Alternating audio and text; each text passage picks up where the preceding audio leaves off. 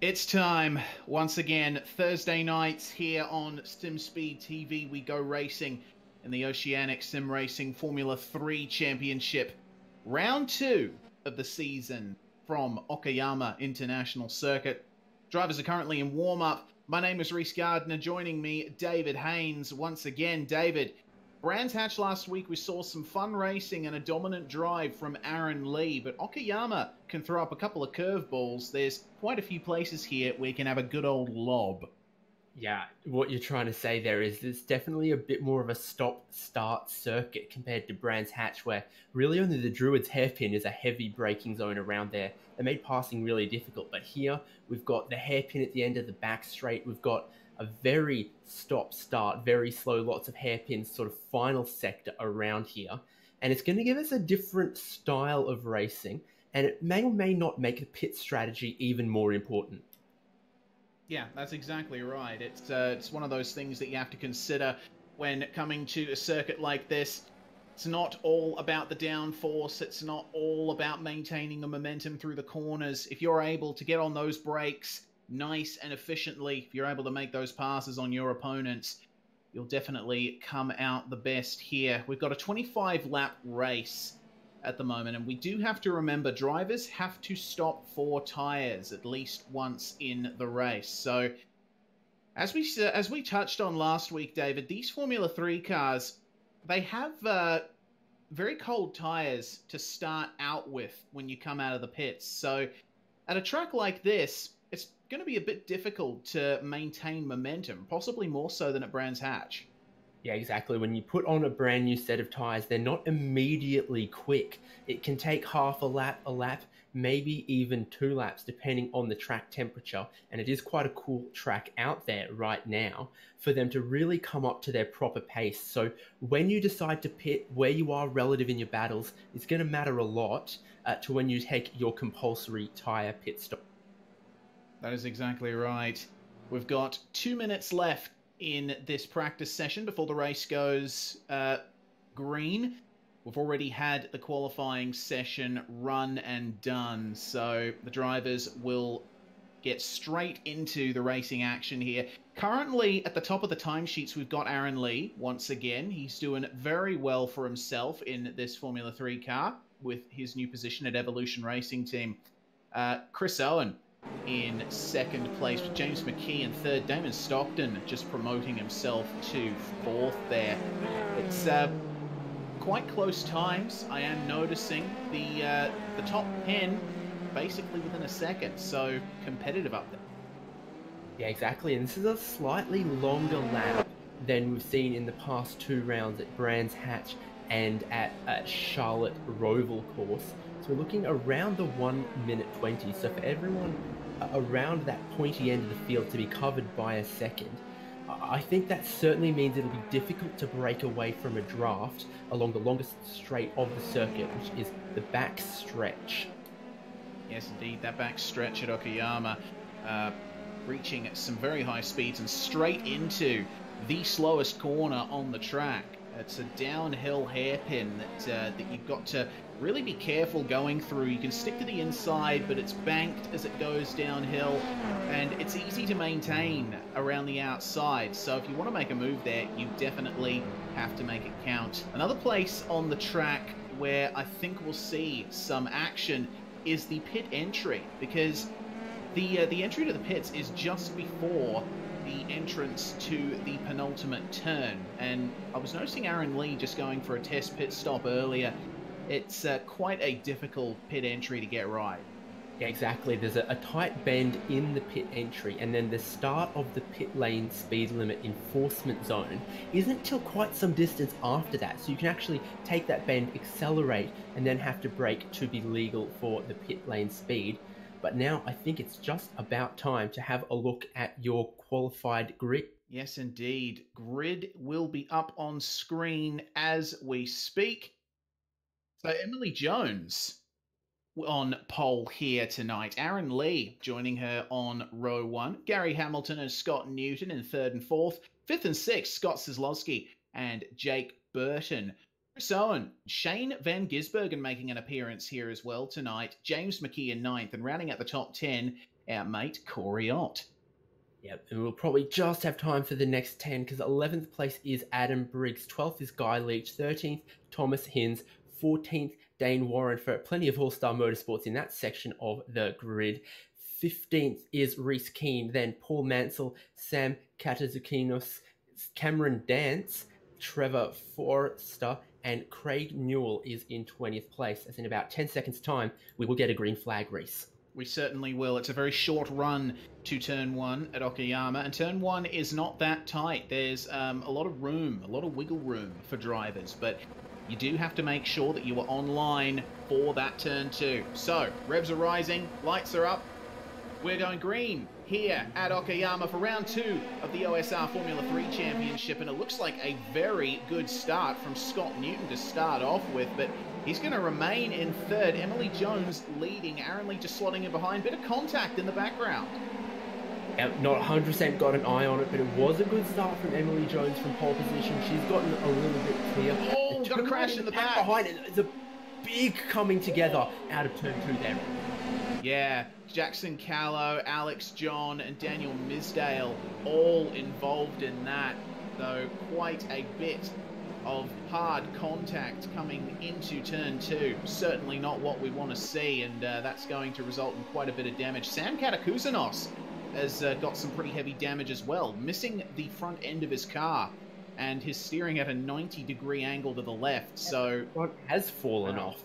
Yeah, he's not typical, I must say. And I think with the race administrators deciding to go with just the one split tonight, 43 cars taking to the grid, some kind of contact on the first lap was bordering on inevitable.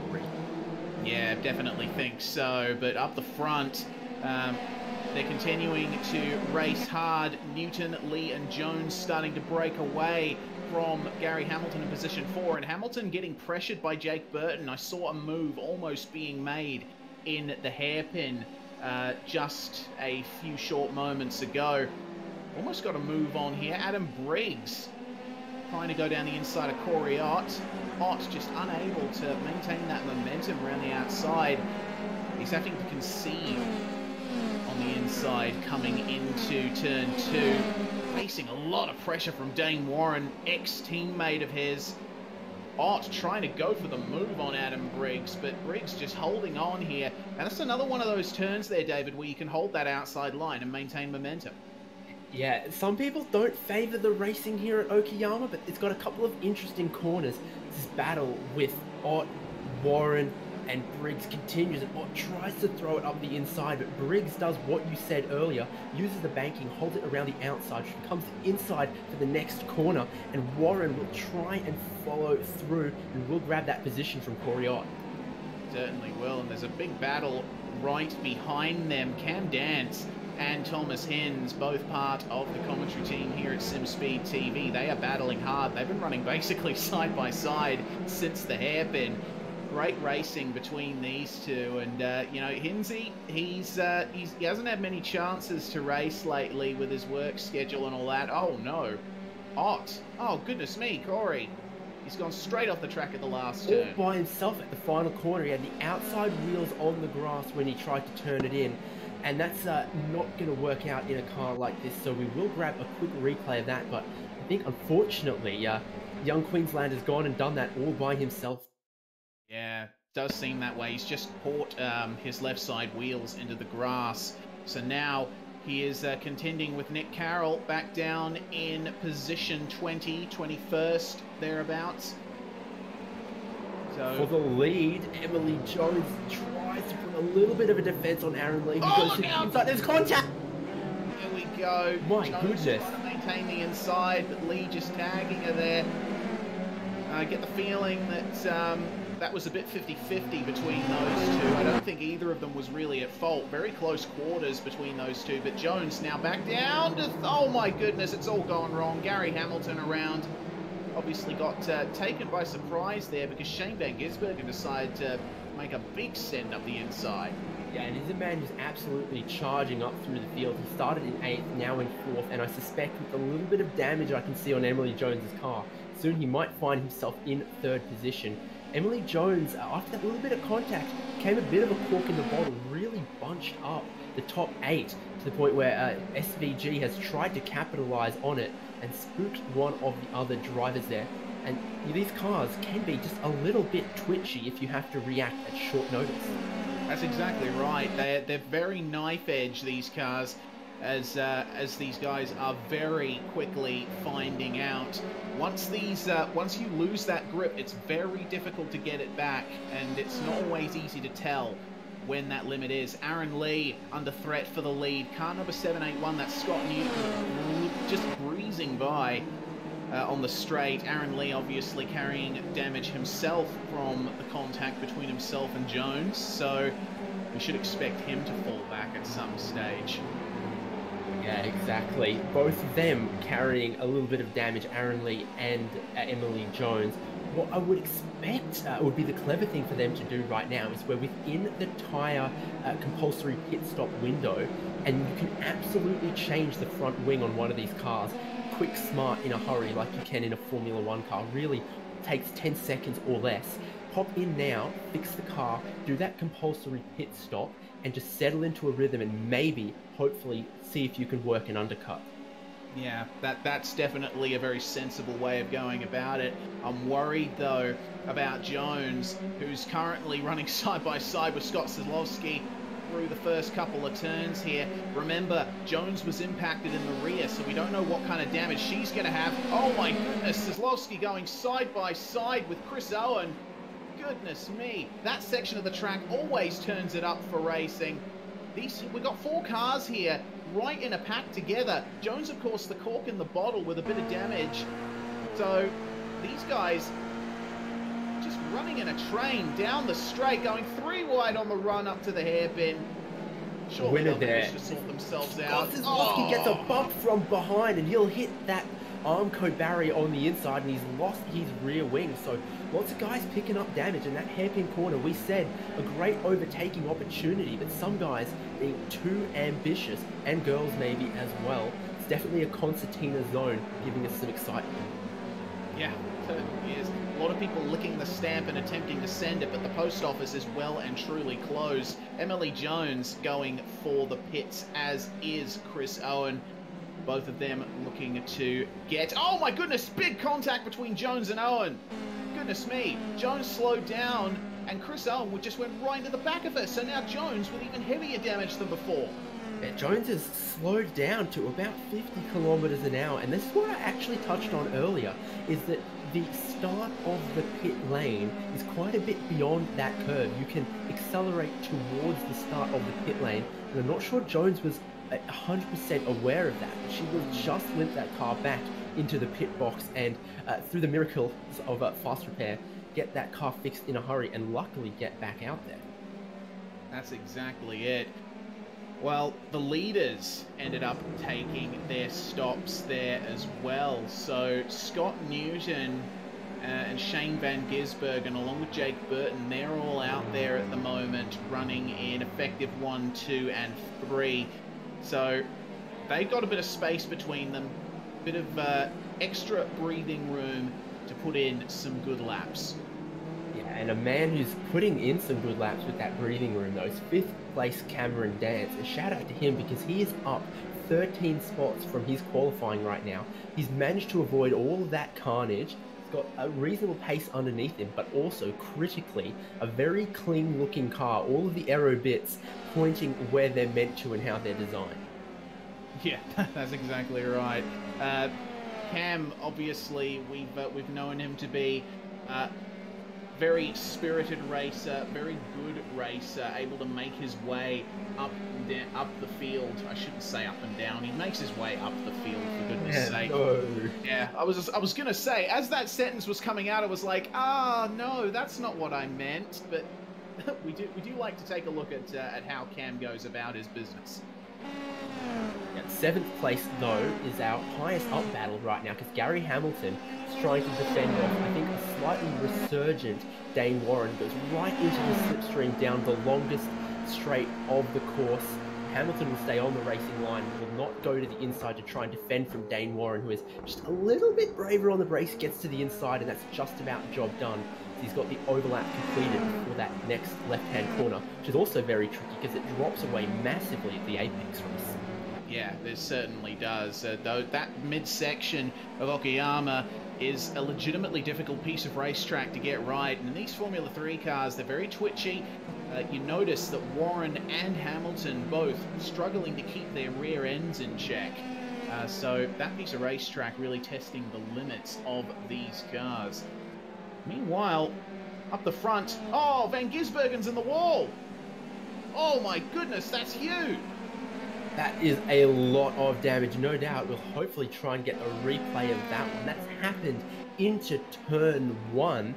And we say these cars are twitchy. He's got a little bit of a four-wheel slide on, tried to correct it. It snapped back the other way. There's a bit of gravel trap there, but he just didn't have the grip to stop the slide before he found the tyre barrier on the exit. So he might be following some of the other leaders in taking a slightly early pit stop to try and get some new aerodynamic pieces on that car. Yeah, exactly right. That is a big shame for Mr. Van Gisbergen.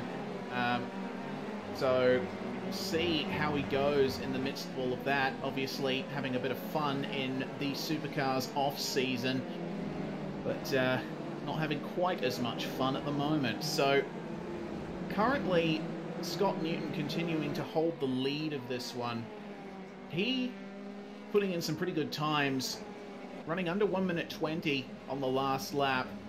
He seems pretty comfortable up the front. Yeah, exactly. Just about the only driver out there managing to get in those 1 minute 19s. And Van Gisbergen, as we suggested, coming down onto the pit lane right now. You're gonna have to be careful because the concrete canyon is what that pit lane entrance is.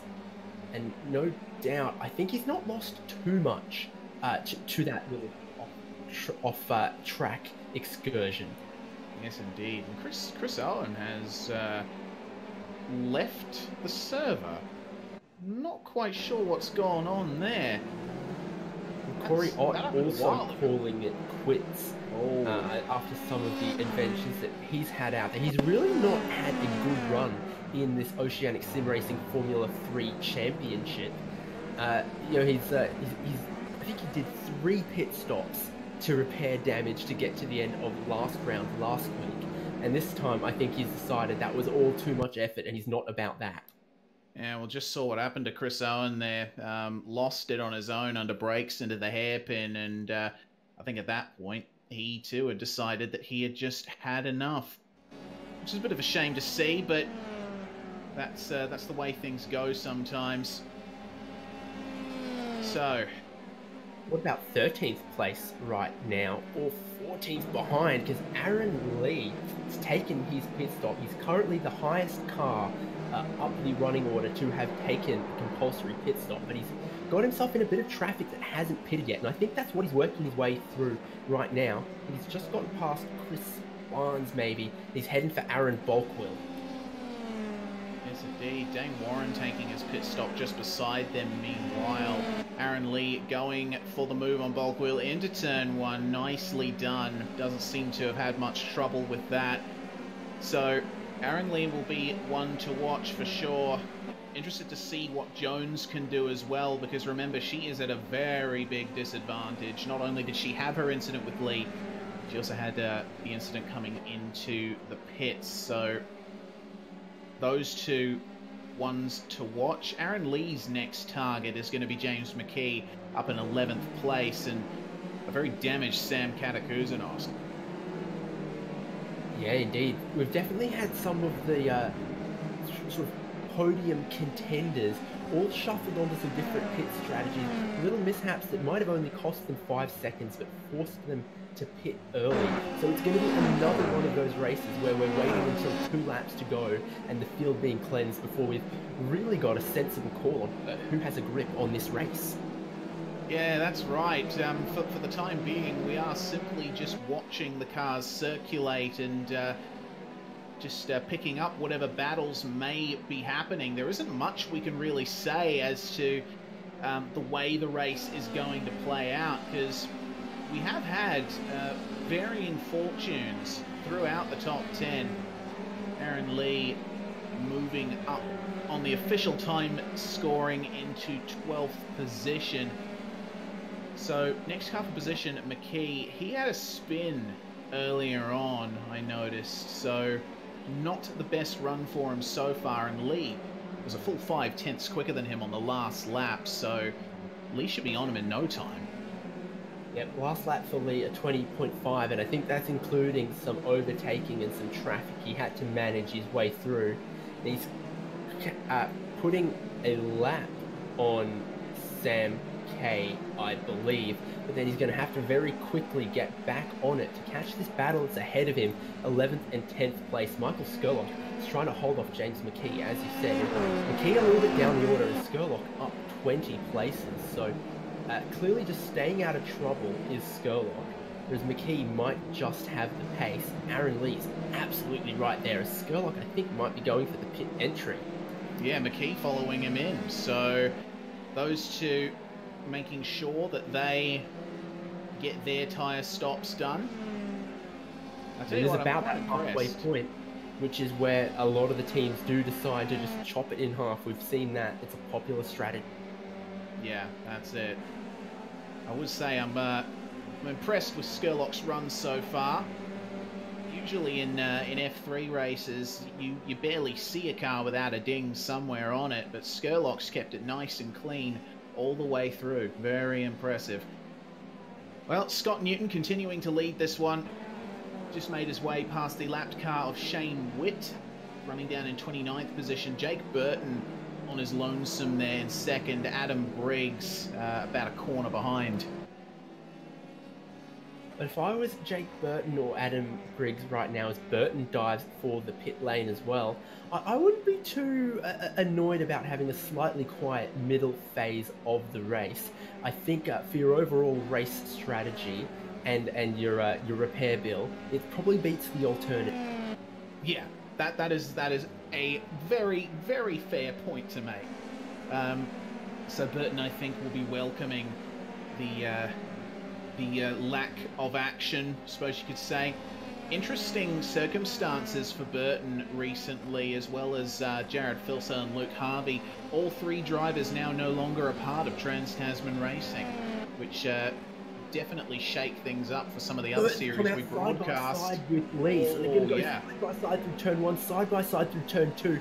Burton, I think, yields just a little bit to an Aaron Lee, who I think he knows is a little bit faster, but you know, this is one of those things that's happening, is we don't know exactly where some of these guys are going to pit out relative to each other. We've still got Newton, Briggs, Dance, Hamilton, Forster and Barnes yet to pit, and so Aaron Lee has taken over what I think is the de facto lead from Burton right now, pending what we see from Scott Newton.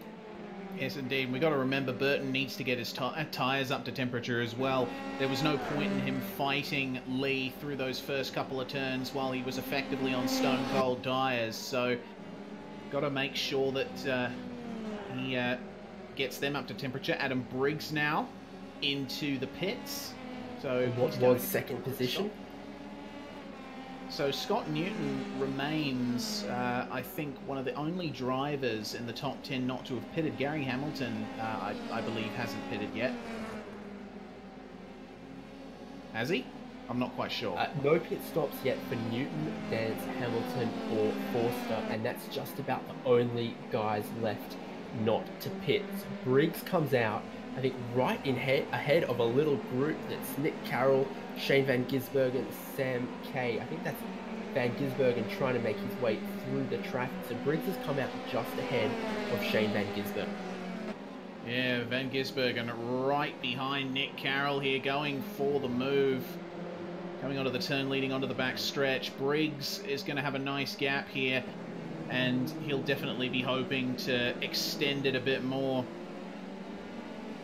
Joshua Andrew and Derek Mobbs, meanwhile, having a fight of their own with Simon Black in the midst of it all. These guys battling for some of the final running positions in the race.